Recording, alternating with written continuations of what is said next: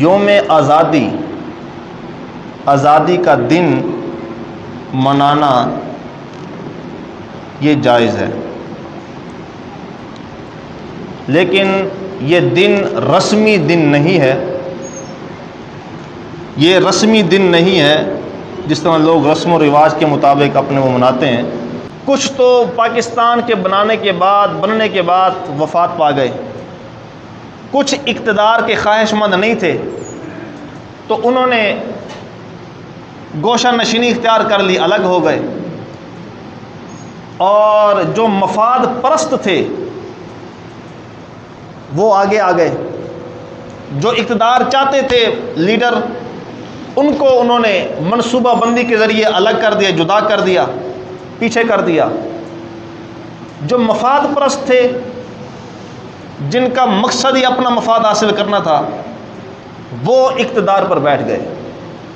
یوں کہہ لیں کہ جو شریک سفر ہی نہیں تھے، منزل مقصود انہیں ملی۔ سفر کسی اور نے کیا، جھیلیں کسی اور نے جو ہے وہ بھگتی، مصیبتیں کسی اور نے اٹھائیں، اور منزل مقصود کسی اور کو مل گئی، مفاد پرستوں کو مل گئی۔ اور ان مفاد پرستوں نے ہمارے ملک کا کیا حال کیا وہ آج ہم سب کے سامنے ہے۔ تو گرامی قدر حضرات، پاکستان کی منزل مقصود کیا ہے، یہ بات ہم انہی سے ہی پوچھیں گے جنہوں نے پاکستان بنایا، انہی سے ہی یہ بات پوچھی جائے تو ان کی منزل مقصود وہ کیا بتاتے ہیں؟ جنہوں نے پاکستان بنایا انہوں نے کہا ہماری منزل مقصود یہ ہے کہ ہمارا ایک الگ ایسا اسلامی ملک ہونا چاہیے جس کے اندر قرآن و سنت کا نفاذ ہو اور ہم شریعت پر، اسلامی احکامات پر آزادانہ ہم عمل کر سکیں۔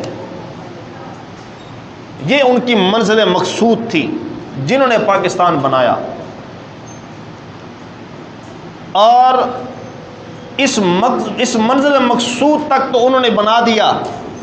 آگے پھر یہ کتنا جب یہ بن گیا تو پھر اس منزل مقصود کو کتنا فروغ دیا گیا، کتنا اس پر عمل کیا گیا، اس بارے میں کبھی سوچا ہے یا کبھی کسی کو بتایا ہے؟ بس پاکستان بن گیا، ہلا گلا کر دیا، بس یہ اسی کا نام یوم آزادی نہیں۔ یوم آزادی یہ ہے کہ منزل مقصود بتائی جائے۔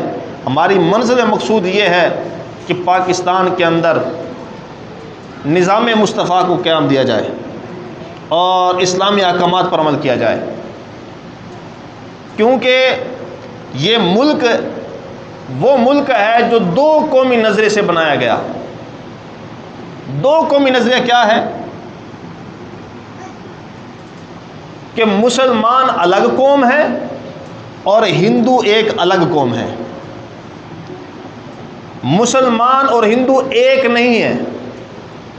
جب پاکستان بننے لگا، مقدمہ لڑا جانے لگا پاکستان کا، تو پھر یہی بات جو ہے وہ کہہ رہے تھے سارے کہ ہم ایک ہی ہیں، ہمارے اندر کوئی اختلاف نہیں ہے، بس عرب سے کچھ لوگ آئے، ان کی وجہ سے ہمارے آباء و اجداد نے کچھ نے کلمہ پڑھ لے تو وہ مسلمان ہو گئے۔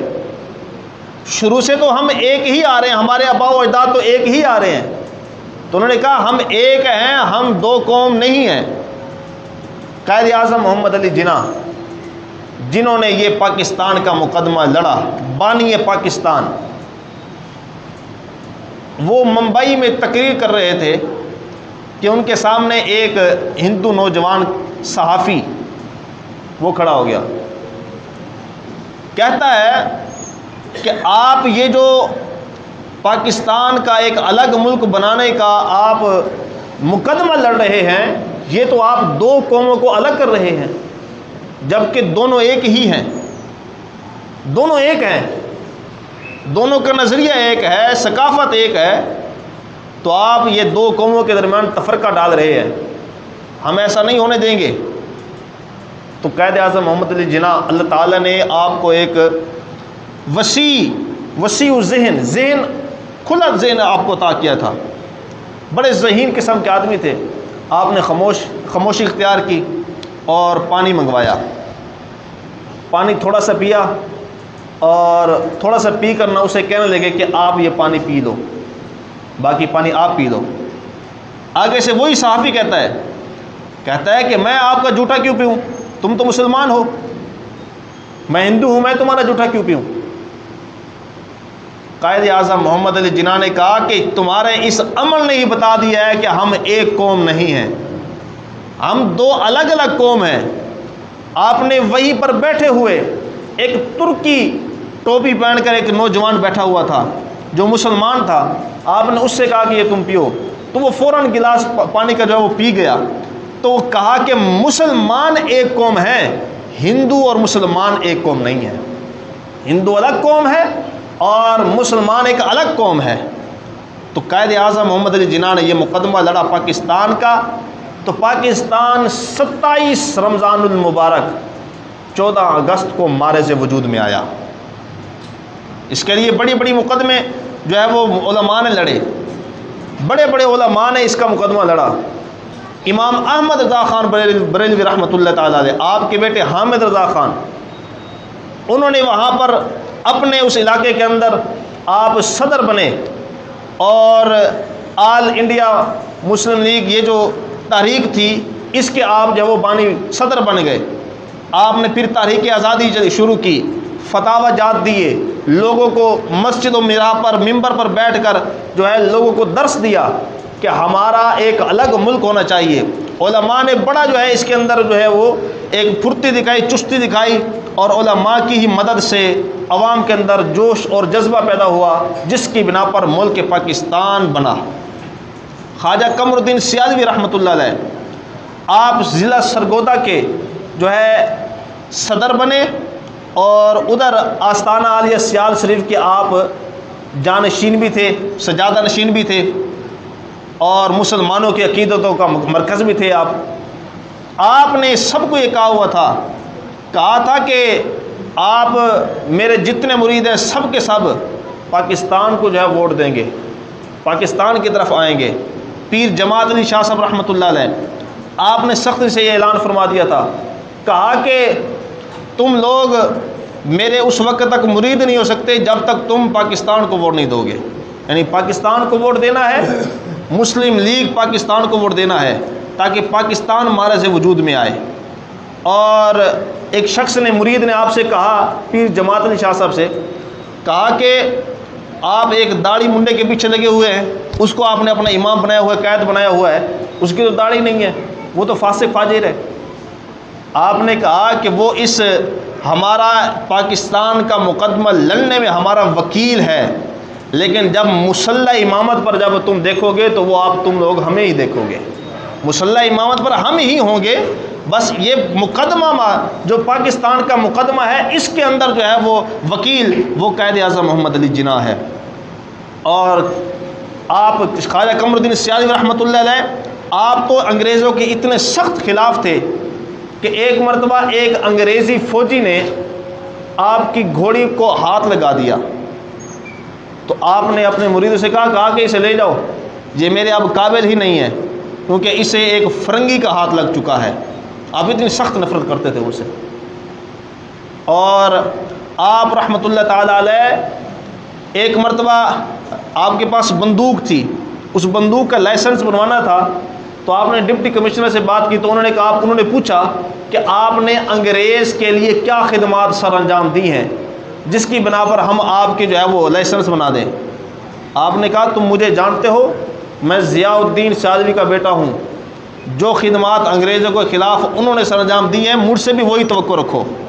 میں تو یہ چاہتا ہوں کہ کسی انگریز کے سینے کے اندر میری گولی جو ہے وہ پار کر جائے اس کا سینہ، میں تو یہ چاہتا ہوں، تم کیا سمجھتے ہو؟ جب آپ نے یہ جواب دیا نا ان کو، تو آپ نے کہا کہ میں نے سمجھا کہ آج کے بعد جو ہے وہ لائسنس کی امید میں نے چھوڑ دی کہ لائسنس اب مجھے نہیں ملے گا، لیکن آپ کے خواب میں آپ کے والد گرامی آئے، کہا کہ یہ بندوقیں پڑی ہیں، ان میں سے کوئی سی چن لو، اور آپ نے کہا میں نے وہ چن لی۔ تو اگلے دن 10 دن بعد 15 دن بعد لیٹر آ گیا کہ آپ کا لائسنس جو ہے وہ بن گیا ہے خود بخود ہی۔ تو خواجہ قمر الدین سیالوی رحمۃ اللہ، اسی طرح یہ تو ایک شخصیت کا نام ہے نا، اسی طرح بڑے بڑے علماء کرام، بڑے بڑے پیران عظام پاکستان کو بنانے میں اپنا کردار ادا کیا۔ اور 10 لاکھ عوام نے اپنا خون بہایا، 10 لاکھ لوگ شہید ہوئے پاکستان بنانے میں، 10 لاکھ لوگ۔ ایک بندہ کہتا ہے، ایک علامہ صاحب فرما رہے تھے کہ وہ بزرگ ابھی بھی موجود ہیں، انہوں نے یہ بات بیان فرمائی، کہا کہ ہمارے ساتھ قافلہ تھا، مختصر قافلہ تھا، اتنا بڑا قافلہ نہیں تھا، ہم آ رہے تھے ہندوستان سے، کہ راستے میں سکھوں کی یلغار تھی، سکھ جو ہے وہ راستے میں ہم پر حملہ کر رہے تھے، تو ہم نے دیکھا کہ کچھ سکھ جو ہے وہ حملے کی تلاش میں ہیں، ہم چھپ گئے، ایک کھیت میں چھپ گئے، ہم کھیت میں چھپ گئے، تو ایک عورت کے پاس بچہ تھا، چھوٹا تھا، دودھ پیتا بچہ، تو وہ گرمی کی شدت کی وجہ سے وہ روتا، جب وہ روتا تو ہم اس کی طرف دیکھتے، کہا کہ اس ماں نے کہ اب اگر میرا بیٹا رو پڑا اور سکھوں کے کان میں اس کی آواز چلی گئی تو پھر تو سارے کے سارے قتل ہو جائیں گے نا، سب کے سب ہمارے جائیں گے، تو کہا اس ماں نے ہمارے سامنے اپنے اس بیٹے کا گلا گھونٹ دیا۔ پاکستان بنانے میں بچوں کے گلے جو ہے وہ گھونٹے گئے۔ ایک شخص کہتا ہے کہ ہم جو ہے، میں آیا ادھر ہندوستان سے آ رہا تھا کہ سکھوں کی یلغار تھی، میں اکیلا تھا، میں چھپ گیا کھیت کے اندر کہ مجھے کوئی لکڑی مل جائے، آگے ستلج کا دریا ہے، تو دریا پار کرنا ہے کہ تو لکڑی، سوکھی کوئی لکڑی لے لوں گا تو اس کے ذریعے میں دریا پار کر لوں گا۔ کہتا ہے کہ میں لکڑی لی اور میں نے دریا میں چھلانگ لگا دی، دیکھا کہ دریا کے اندر صرف میں اکیلا نہیں، اور بھی لوگ موجود ہیں، اور بھی لوگ دریا میں موجود ہیں، کافی سارے لوگ موجود ہیں۔ کہتے ہیں میں نے غور سے دیکھا تو وہ لوگ تر نہیں رہے تھے، بلکہ ان کی لاشیں اس دریا پر تر رہی تھی، ان میں صرف ایک میں ہی تھا جو زندہ تھا۔ تو پاکستان خون کی ندیوں سے بنایا گیا ہے۔ ایک جو ہے وہ ہمارے استاد صاحب بیان کر رہے تھے کہ ایک فوجی، پاکستان کا ایک فوجی جو ہے وہ چلا گیا بارڈر کراس کر کے ہندوستان، کشمیر کے بارڈر سے ہندوستان جو ہے وہ چلا گیا، وہاں گیا تو انہوں نے پکڑ لیا، ایک ہندوستانی نے پکڑ لیا، گھر والوں نے پکڑ لیا، فوج نے نہیں، تو انہوں نے اپنے گھر کے اندر بند کر دیا اسے۔ اب رات کا وقت ہوا نا، تو وہ فوجی خود بتاتے ہیں کہ رات کا وقت ہوا تو میں نے ایک سایہ دار کو دیکھا کہ کوئی میرے طرف آ رہا ہے، میں نے کسی کا سایہ دیکھا، کہتے میں نے دیکھا کھڑکی کی طرف ایک بوڑھی عورت آئی ہوئی ہے، اور وہ مجھے کہہ رہی ہے کہ ہم نے پاکستان اس لیے بنا کر دیا تھا کہ تم جو ہے وہ تم اس میں ڈکیتیاں کرو، سمگلنگ کرو، کیونکہ وہ لوگ اسے سمگلر سمجھ رہے تھے۔ اس فوجی نے کہا کہ میں سمگلر نہیں ہوں، میں فوجی ہوں۔ کہا کہ اگر تم فوجی ہو تو پھر جاؤ، اور اگر تم یہاں سے چلے جاؤ تو تم جا کر میرا یہ پیغام پہنچا دینا پاکستان والوں کو کہ تم پاکستان کی قدر جانو اور پاکستان میں نظام مصطفیٰ قائم کرو۔ کہا کہ پاکستان جو ہے یہ ایسا مقدس ملک ہے کہ میں یہاں پر ہندوؤں کے ملک میں رہتی ہوں، اور میں وہ بدقسمت لڑکی ہوں کہ جسے سکھوں نے اٹھا لیا تھا، اب میں ان سکھوں کے بیٹوں کی ماں ہوں، تو جب میرے بیٹے بیمار ہوتے ہیں تو پھر میں انہیں پاکستان کا نام لے کر پانی پر دم کر کے پلاتی ہوں تو وہ ٹھیک ہو جاتے ہیں۔ کہتے یہ اتنا بابرکت ملک ہے، اتنا پیارا ملک ہے کہ جسے مدینہ منورہ کی ریاست مدینہ کے بعد جو اسلامی ریاست پر بنایا گیا جو دوسرا ملک ہے وہ ہے پاکستان۔ اب پاکستان کا معنی کیا ہے؟ پاک کہتے ہیں پاکیزہ کو، طاہر کو، طیب کو، اور ستان کہتے ہیں جگہ کو، جیسے قبرستان کہتے ہیں قبروں کی جگہ، اور گلستان پھولوں کی جگہ، کوہستان پہاڑوں کا علاقہ، پہاڑوں کی جگہ، تو اسی طرح پاکستان پاکیزہ جگہ، پاکیزہ جگہ۔ تو جب نام ہی پاکیزہ ہے تو پاکیزہ نام کی برکت سے جو، اب اس کا مطلب کیا ہے؟ دیکھیں جنہوں نے پاکستان بنایا انہوں نے نعرہ کیا لگایا؟ پاکستان کا مطلب کیا؟ لا الہ الا اللہ۔ دستور ریاست کیا ہوگا؟ محمد رسول اللہ۔ تو جنہوں نے پاکستان بنایا وہ بنا ہی کلمے کی بنیاد پر تھا، بنا ہی اسلامی اصولوں کی بنیاد پر تھا۔ تو قائد اعظم محمد علی جناح نے خود پشاور میں یہ خطاب فرمایا 1946 کو، کہا کہ ہمارا یہ ملک جو ہمارے وجود میں آیا ہے یہ صرف ہماری منزل مقصود یہ نہیں، منزل مقصود پانے کا صرف یہ ذریعہ ہے، منزل مقصود کیا ہے؟ منزل مقصود یہ ہے کہ ہم آزاد رہ سکیں اور اپنے اسلامی اصولوں کے مطابق زندگی گزار سکیں اور انصاف کا بول بالا ہو۔ یہ قائد اعظم محمد علی جناح نے اپنے خطاب میں ارشاد فرمایا تھا۔ لیکن آج ہو کیا رہا ہے؟ ملک مفاد پرستوں کے ہاتھ آ گیا ہے، جن مفاد پرستوں نے ملک کو اجاڑ کے رکھ دیا ہے۔ لیکن یہ ملک آقا کریم صلی اللہ علیہ وسلم کو اتنا پسند تھا۔ آقا کریم صلی اللہ علیہ وسلم نے ارشاد فرمایا کہ اطیب ریح من الارض الہند، یہ مستدرک للحاکم کی حدیث پاک ہے، فرمایا کہ ہند کی سب سے زیادہ خوشبو حضور صلی اللہ علیہ وسلم کو عطا ہوئی، کہا کہ سب سے زیادہ پاکیزہ خوشبو ہند کی خوشبو ہے۔ اور حضرت ابو ہریرہ رضی اللہ تعالیٰ عنہ آپ کہتے ہیں کہ حضور صلی اللہ علیہ وسلم نے فرمایا وعدنا غزوۃ الہند، کہا کہ ہم سے حضور نے وعدہ کیا کہ غزوہ ہند ہوگا۔ اور حضرت ابو ہریرہ کہتے ہیں یہ تو حضور کے الفاظ تھے نا، میں یہ کہتا ہوں کہ اگر غزوہ ہند ہو اور اس غزوہ ہند کے اندر میرا سارا ساز و سامان لگ جائے اور اس کو میں افضل سمجھتا ہوں، اگر میں اس غزوہ ہند میں اگر ہو جاؤں، شامل ہو جاؤں اور اس میں شہید ہو جاؤں تو کہا پھر میں اپنے آپ کو افضل الشہداء سمجھوں گا۔ غزوہ ہند کو، غزوہ ہند انشاءاللہ ہوگا۔ اور آقا کریم صلی اللہ علیہ وسلم کے حدیث پاک ہے، کہا کہ میری امت کے 2 گروہ بغیر حساب و کتاب کے جہنم سے بچ کر جنت میں جائیں گے۔ وہ کون سے ہوں گے؟ کہا ایک وہ گروہ جو غزوہ ہند میں شامل ہوگا، اور ایک وہ گروہ جب حضرت عیسیٰ علیہ السلام کے ساتھ ہوگا اور دجال کے مقابلے میں آئے گا۔ تو غزوہ ہند یہ ایک پاکستان ایک کڑی ہے غزوہ ہند ہونے کی، یعنی پاکستان بنا تو اس کا مطلب کیا ہے کہ پاکستان سے ہی ایک گروہ نکلے گا جو غزوہ ہند میں شامل ہوگا۔ اس لیے ہمارا ملک بہت ہی پیارا ملک ہے۔ اس کے اندر کچھ لوگ کہتے ہیں، ایک طالب علم نے مجھ سے کہا کہ میں نے ڈاکٹر بننا ہے اور باہر چلے جانا ہے کیونکہ پاکستان کا تو کچھ بننا ہی نہیں ہے۔ اب یہ ذہن میں ڈالا جا رہا ہے بھئی تم ڈاکٹر بنو گے، جاؤ گے دوسرے ممالک میں، ان کا فائدہ ہوگا، اپنے ملک کا فائدہ نہیں کرو گے تو ظاہر سی بات ہے ملک تو خسارے میں جائے گا۔ اب جب ڈاکٹر بنو گے تو اپنے ملک کے اندر کام کرنا ہے، اپنے ملک کو فائدہ کرو گے تبھی جا کر ملک کو فائدہ پہنچے گا، تبھی جا کر ملک ترقی کرے گا۔ تو اس طرح بچوں کا ذہن یہ ہے کہ پاکستان کا ملک اب کسی کھاتے کا نہیں ہے۔ تو میرے بھائی ذرا غور سے سنیں، پاکستان ایسا ملک ہے کہ جب سے بنا تب سے مفاد پرستوں کے ہاتھ میں آیا اور پاکستان بیچنے والوں کے ہاتھ میں آیا اور ابھی تک انہی کے ہاتھوں میں ہے۔ لیکن کبھی آج تک پاکستان کسی کے ہاتھ میں نہیں گیا، کسی اور ملک کے ہاتھ میں نہیں آیا۔ پاکستان آزاد ہے، آزاد رہے گا، لیکن جو یہ چاہتے ہیں کہ پاکستان کا ملک جو ہے وہ اب آزاد نہیں آئے، اب اس کی معیشت خراب ہو رہی ہے، اب اس کا یہ ہو رہا ہے وہ ہو رہا ہے، یہ حالات اس طرح چلتے رہیں گے۔ لیکن ان حالات کا مقابلہ کرنا ہے، حالات کا مقابلہ کر کے ملک پاکستان کی ترقی کے اندر اپنے آپ کو جو ہے وہ کوشاں رکھنا ہے، اپنے آپ کو اس میں شامل کر کے جو ہے پاکستان کی جو ہے وہ ترقی کے لیے کام کرنا ہے۔ انشاءاللہ اللہ تعالیٰ ہم سب کو اپنے ملک کی خدمت کرنے اور اپنے ملک کی جو ہے حفاظت کرنے کے لیے اپنی جان مان دھن سب کچھ قربان کرنے کی توفیق عطا فرمائے۔ وما توفیق الا باللہ۔ نو کو ایک تربیت دی جائے اور ان کے جذبات کو ابھارا جائے، تب جا کر یوم آزادی کا دن منا سکتے ہیں۔